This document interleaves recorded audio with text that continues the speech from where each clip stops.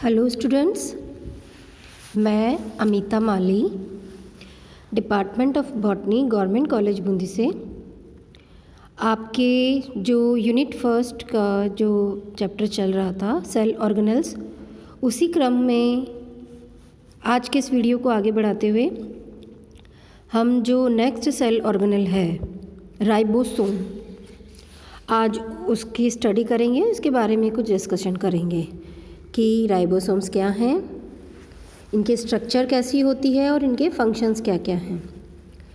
तो जो राइबोसोम्स हैं वो एनिमल और पादप कोशिकाओं में पाए जाने वाले समस्त कोशिकांगों में से, यानी कि सेल ऑर्गेनेल में से केवल राइबोसोम ही ऐसे अंगक हैं जो इकाई कला की एकल या दोहरी कला से परिबद्ध नहीं होते हैं, यानी कि ये केवल ओनली एंड वन कला रहित कोशिकांग है, यानी कि मेम्ब्रेनलेस सेल ऑर्गेनेल है। इनकी जो खोज है कोशिका में राइबोसोम्स की उपस्थिति का सबसे पहले जो ए क्लाउड 1943 उन्होंने इनको स्टडी किया। सबसे पहले उसने क्या किया था कि उसने कोशिका में पाए जाने वाले सूक्ष्म कणीय प्रभाज को माइक्रोसोम नाम दिया, और राइबोसोम की खोज का श्रेय रॉबिन्सन एंड ब्राउन 1953 को दिया जाता है, जिन्होंने सेम की मूल कोशिकाओं में यानी रूट सेल में, बीन्स की रूट सेल में इनकी खोज की थी। फिर उसके बाद पैलेड ने 1955 ने एनिमल सेल यानी जंतु कोशिकाओं में इनकी खोज की। इनमें आरएनए की अधिकता के कारण रॉबर्ट्स तथा डेंटिज ने इन्हें ये नाम राइबोसोम नाम दिया। राइबोसोम्स को आरएनपी भी कहते हैं। आरएनपी मतलब राइबो न्यूक्लियोप्रोटीन पार्टिकल्स, क्योंकि इनमें आरएनए की ही मेन, इनमें आरएनए ही पाया जाता है, पार्टिकल्स पाए जाते हैं उसके। आरएनए जो है पार्टिकल्स के रूप में पाया जाता है, राइबो न्यूक्लियोप्रोटीन, इसलिए इनको आरएनपी या राइबोसोम्स कहा जाता है। राइबो जो है वर्ड आरएनए से लिया गया है, सोम मीन्स बॉडी, कोई भी काय या बॉडी। अगर हम इसका डिस्ट्रीब्यूशन देखें तो राइबोसोम यूकैरियोटिक व प्रोकैरियोटिक दोनों ही सेल्स में पाए जाते हैं।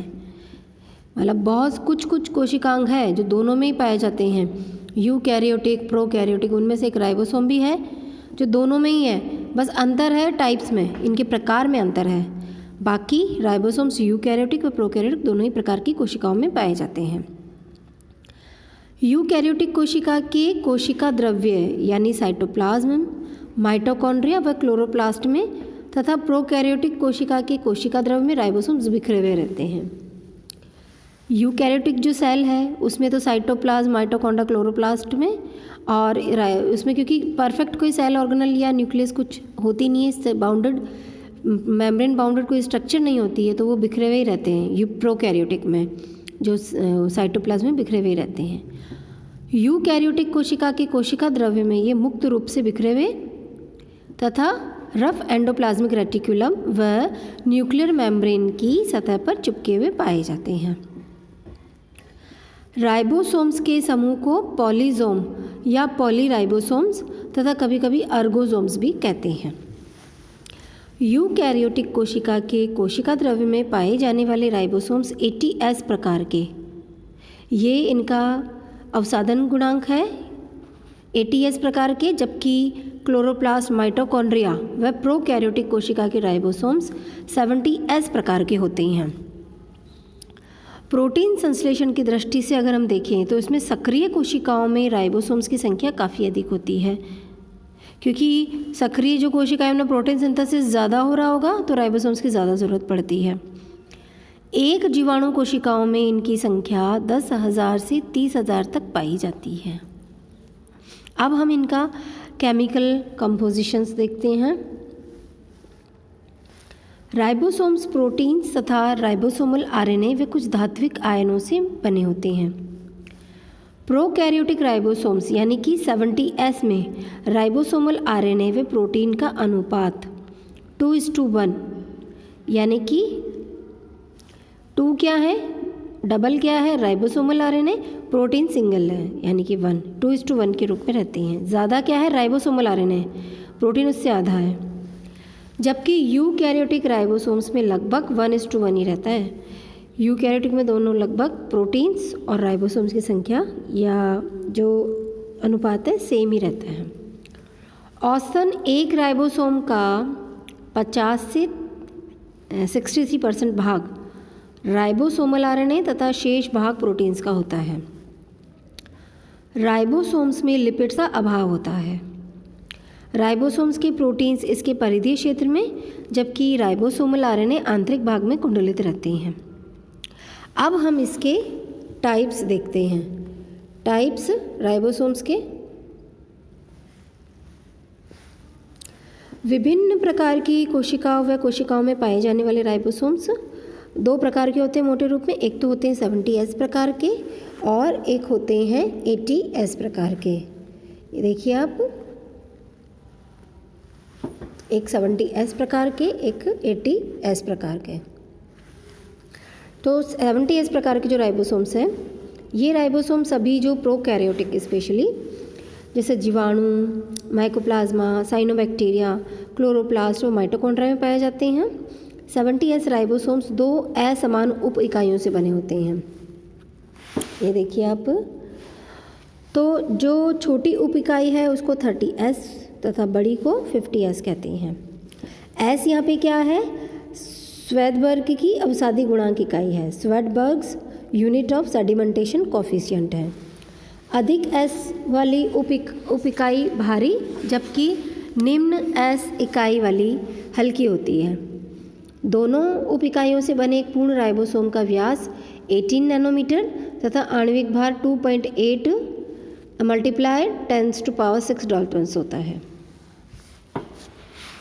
ये आप देखिए, इनकी जो है उप इकाइयाँ 70S राइबोसोम्स की दोनों उप इकाइयाँ वो उनके भाग। वहीं दूसरी हम देखें 80S प्रकार। 80S प्रकार के राइबोसोम्स यूकैरियोटिक पादप व जंतु कोशिकाओं में पाए जाते हैं और ये भी 2 असमान उप इकाइयों से बने होते हैं। जैसे 70S बने होते हैं उसी प्रकार से ये बने होते हैं, जो कि 60S तथा 40S प्रकार की होती है। एक पूर्ण राइबोसोम का व्यास 22 नैनोमीटर तथा आणविक भार 4 × 10⁻⁶ डाल्टन्स होता है। अब हम इसकी अल्ट्रा स्ट्रक्चर देखेंगे। Ultra structure of 70S ribosome. 70S ribosome 2 उप इकाइयों 30S और 50S के संयोजन से बना है। J.A. लेक के अध्ययन के अनुसार 30S उप इकाई में सिर भाग, जैसा कि आप डायग्राम में देख सकते हैं, हेड जो ऊपर का भाग है उसको हेड, नीचे का बेस कहलाता है। तो सिर भाग तथा आधार भाग होते हैं 30S उप इकाई में, जिनके मध्य एक क्लेफ्ट या विदर दरार होती है तथा एक प्लेटफॉर्म होता है। बड़ी 50S उप इकाई में एक कटक यानी कि रिज, एक केंद्रीय प्रोध्वर्ध प्रोटर्बेंस तथा व्रंत भाग होता है। दोनों उप इकाइयाँ निश्चित प्रकार से संयोजित होकर पूर्ण राइबोसोम्स बनाती हैं। 30S उप इकाई एक प्रकार के राइबोसोमल आरएनए 16S तथा 21 प्रकार के प्रोटीनों से बनी होती है, जबकि 50S उप इकाई 2 प्रकार के राइबोसोमल आरएनए 5S व 23S तथा 34 प्रकार के प्रोटीनों से निर्मित होती है। इस प्रकार एक पूर्ण 70S राइबोसोम्स में 3 प्रकार के राइबोसोमल आरएनए 16S, 5S और 23S तथा 55 प्रकार के प्रोटीन्स पाए जाते हैं। फिर क्या था कि 30S तथा 50S उप इकाइयों में एक प्रोटीन समान प्रकार का होता है। अतः अब क्या है कि 70S राइबोसोम्स में कुल प्रोटीन की संख्या 54 मानी जाती है और प्रोटीन्स उप इकाई के परिधीय व राइबोसोमल आरएनए केंद्रीय भाग में स्थित होते हैं। दोनों पदार्थ अंतर्ग्रंथित होकर एक उप इकाई बनाते हैं।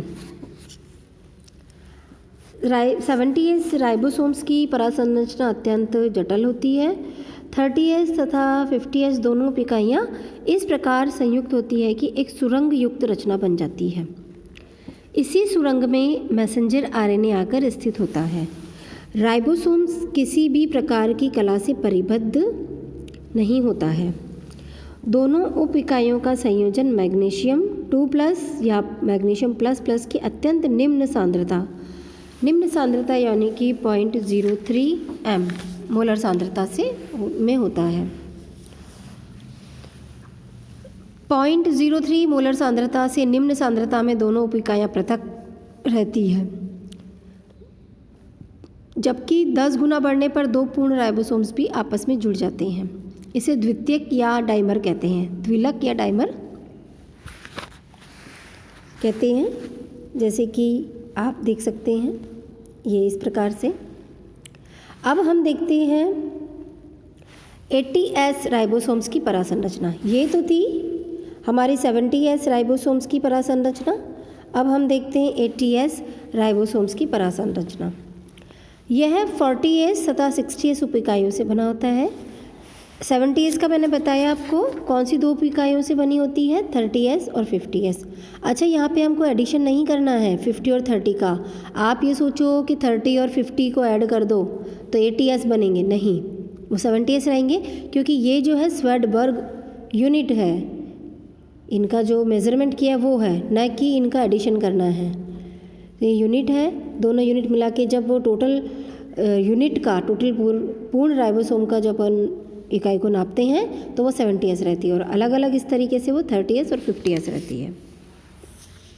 अब हम 80S देखते हैं जो कि 40S और 60S है। तो इसमें भी हम आपको एडिशन नहीं करेंगे कि 60 और 40 100 हो गए, 80 ही है ये स्वेडबर्ग यूनिट है।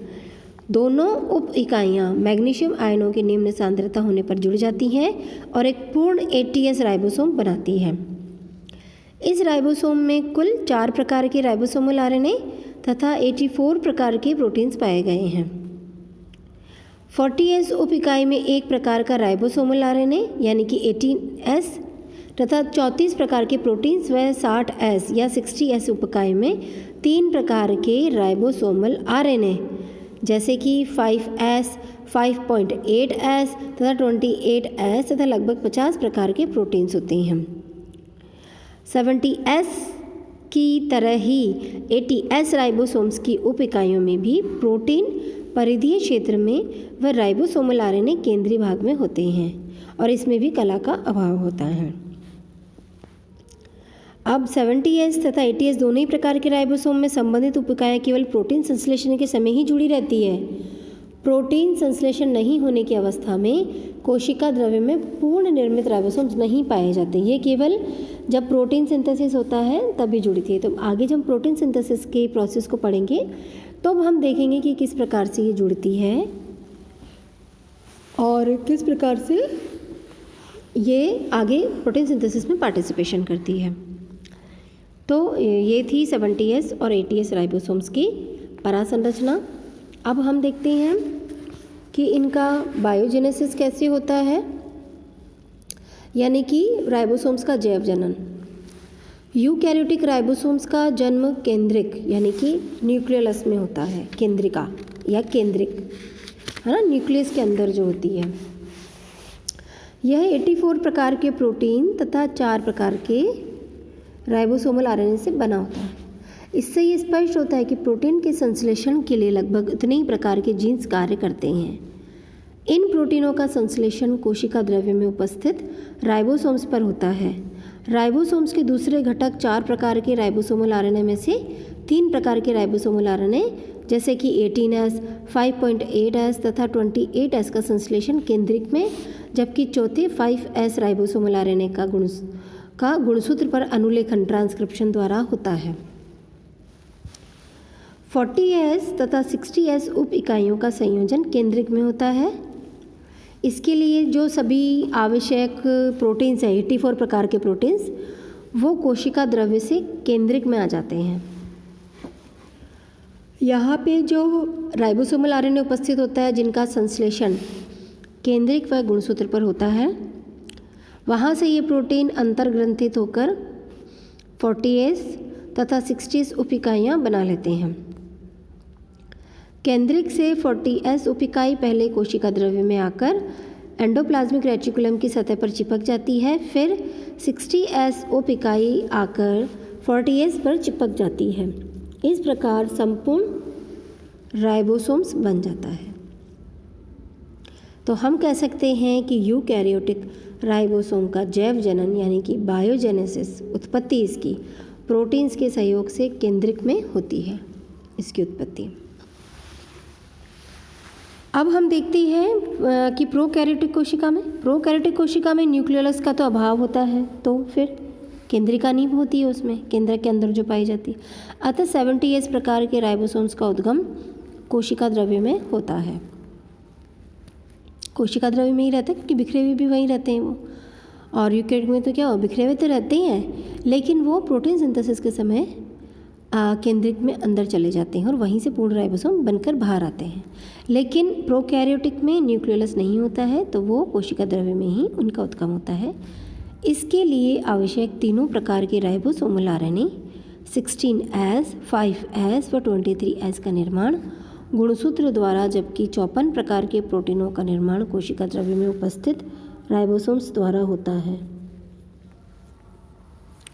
एंडोप्लाज्मिक रेटिकुलम के अभाव में दोनों उपिकायों का संकलन भी यूकैरियोटिक राइबोसोम्स के समान नहीं होता, क्योंकि एंडोप्लाज्मिक रेटिकुलम तो पाई ही नहीं जाती है, तो ये कोशिका द्रव्य में ही बिखरे रहते हैं, तो वो भी नहीं हो सकता कि भाई एंडोप्लाज्मिक रेटिकुलम पे ये मिल जाए। तो ये कोशिका द्रव्य में बिखरे रहते हैं और वहीं पे इनका संयोजन होता है प्रोटीन सिंथेसिस के समय। अब हम देखते हैं फंक्शंस ऑफ राइबोसोम्स के कार्य। सबसे मेन जो फंक्शन है वो है, सभी को मालूम है, प्रोटीन सिंथेसिस है, यानी प्रोटीन का संश्लेषण। ये मैसेंजर आरएनए के लिए टेम्पलेट का कार्य करते हैं। प्रोटीन संश्लेषण के लिए आवश्यक विभिन्न घटक यानी कंपोनेंट्स एक साथ राइबोसोम्स पर मिलकर प्रोटीन संश्लेषण की क्रिया संपन्न करते हैं। अतः राइबोसोम्स इस क्रिया के स्थल के रूप में प्रयुक्त होते हैं। प्रोटीन संश्लेषण की क्रियाविधि अत्यंत जटिल लेकिन बहुत अरेंज्ड है, मतलब सुव्यवस्थित है। इसकी जो है, इसको मतलब इस क्रिया में अमीनो अम्ल कच्ची सामग्री के रूप में प्रयुक्त होते हैं, जबकि इनके संकलन में राइबोसोमल आरएनए या राइबोसोम्स मैसेंजर आरएनए तरह ट्रांसफ़र आरएनए की बहुत ही महत्वपूर्ण भूमिका होती है। तो सबसे मेन जो फंक्शन इनका प्रोटीन सिंथेसिस है, बाकी जो एक्सपोर्ट इंपोर्ट और ये सब कुछ है इनका चलता ही रहता है, उसमें भी राइबोसोम्स की बहुत आवश्यकता होती है। तो बच्चों ये तो थी हमारे जो आज का सेल ऑर्गेनेल है राइबोसोम, जो कि मेम्ब्रेनलेस होता है, मेम्ब्रेन नहीं पाई जाती है इसके चारों ओर। तो हमने दोनों प्रकार के राइबोसोम्स देखे, 70S और 80S, यानी कि दोनों टाइप्स देखे उनके, यूकैरियोटिक और प्रोकैरियोटिक में, और इनके फंक्शंस देखे। ओके बच्चों, फिर नेक्स्ट वीडियो में हम इसके आगे के चैप्टर को करेंगे डिस्कस। ओके, थैंक यू बच्चों।